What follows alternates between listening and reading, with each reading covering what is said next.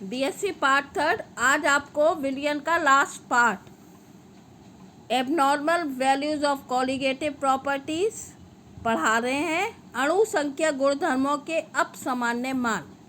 अणु संख्या गुणधर्म विलयन में उपस्थित विलय के कणों की संख्या पर निर्भर करते हैं, प्रकृति पर नहीं।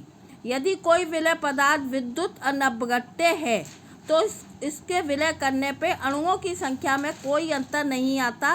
इस प्रकार के विलयन के अणु संख्या गुणों के मान सामान्य या सैद्धांतिक मान कहलाते हैं। परंतु यदि विलय पदार्थ विलयन में वियोजित हो जाए तो अणुओं की संख्या बढ़ जाती है, और यदि विलय पदार्थ विलयन में संगुणित हो जाए तो विलय के कणों की संख्या कम हो जाती है। तो अणु संख्या गुणों के प्रेक्षित मान सामान्य मानों से भिन्न हो जाते हैं। इन मानों को हम कहते हैं अपसामान्य मान या एबनॉर्मल वैल्यूज़। आप जानते हो सभी कोलिगेटिव प्रॉपर्टीज़ हम अणु भार निकालने के लिए प्रयोग में लाते हैं। तो कभी कभी अणु भार जो भार है वो उनके जो प्रेक्षित मान होते हैं वो सैद्धांतिक मान से भिन्न आते हैं। इसे हम कहते हैं अपसामान्य अणु भार। इसके लिए वॉन्टॉफ ने एक फैक्टर दिया जिसे हम कहते हैं वॉन्टॉफ गुणांक। विद्युत अपघट्यों के अणु संख्या गुणों के अपसामान्य व्यवहार का कारण स्पष्ट करने के लिए वॉन्टॉफ ने एक गुणांक प्रयुक्त किया जो वॉन्टॉफ गुणांक कहता है। इसे कहते हैं, इसे आई द्वारा प्रदर्शित करते हैं। यदि हम osmotic pressure pi V is equal to n R T की बात करें तो pi zero V is equal to i n R T, हम आई का गुणा कर देते हैं सीधी साइड पर। पाई ज़ीरो का मतलब है प्रेक्षित या प्रायोगिक परासरण दाब। यदि कणों की संख्या में कोई परिवर्तन ना हो तो आई इज इक्वल टू 1, तो pi T V is equal to होगा एन आर टी। तो पहला है ऑब्जर्व परासरण दाब, दूसरा है पाई टी का मतलब थ्योरेटिकल या सैद्धांतिक परासरण दाब। अतः आई का मान अगर निकालें तो आई बराबर होता है pi zero divided by pi T, परासरण दाब का प्रायोगिक मान, परासरण दाब का सैद्धांतिक मान। तो हम जानते हैं कि परासरण दाब वाष्प दाब अवनमन, क्वथनांक उन्नयन तथा हिमांक अवनमन के समानुपाती होता है। अतः इस समीकरण 3 के अनुसार हम लिख सकते हैं कि पाई बराबर, यदि पाई ज़ीरो बटा पाई टी है तो delta P zero divided by होगा delta P T, delta T B zero observe बराबर होगा delta T B theoretical, delta T F observe divided by delta T F theoretical.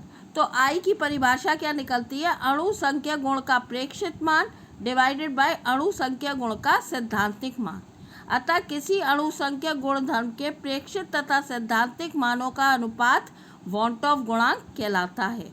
अणु संख्या गुण विलय के अणु भार के व्युत्क्रमानुपाती होते हैं। अतः अगर हम अणु भार की बात करें तो आई वॉन्टॉफ फैक्टर है, इसका मान बदल जाएगा, it is equal to M T divided by M observe. तो विलय के अणु भार का सैद्धांतिक मान डिवाइडेड बाय विलय के अणु का प्रेक्षित मान। अब इसमें दो तरह की पॉसिबिलिटीज़ होती हैं। पहला होता है विलय के अणुओं का वियोजन। यदि हम कोई भी आयनिक पदार्थ लेते हैं, आयनिक विद्युत अपघट्य लेते हैं, NaCl, KCl, copper sulphate, potassium nitrate, sulphuric acid, HCl, तो जब इन्हें हम जल में घोलते हैं तो ये आयनित हो जाते हैं। जैसे NaCl सोडियम आयन तथा क्लोराइड आयन के रूप में टूट जाता है।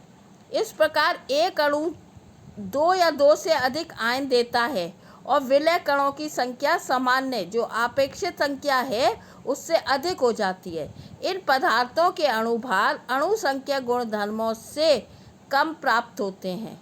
यदि NaCl का भार 58.5 है तो इससे हम जब निकालेंगे अणु संख्या गुणधर्म से तो ये आधा आएगा इसका 58.5 डिवाइडेड बाय 2।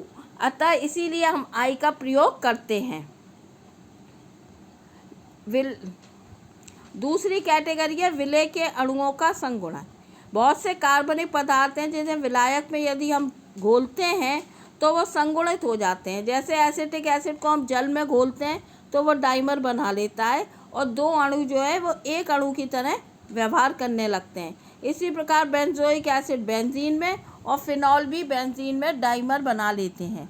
ऐसी स्थिति में विलय कणों की संख्या सामान्य संख्या से कम हो जाती है और इनके प्रेक्षित अणुभार सामान्य अणुभार से अधिक प्राप्त होते हैं और इसमें I का मान जो होता है it is greater than 1। Thank you. और इसी के साथ आपका विलियन चैप्टर ख़त्म हो गया है। अब नेक्स्ट यूनिट आपकी स्टार्ट करेंगे हम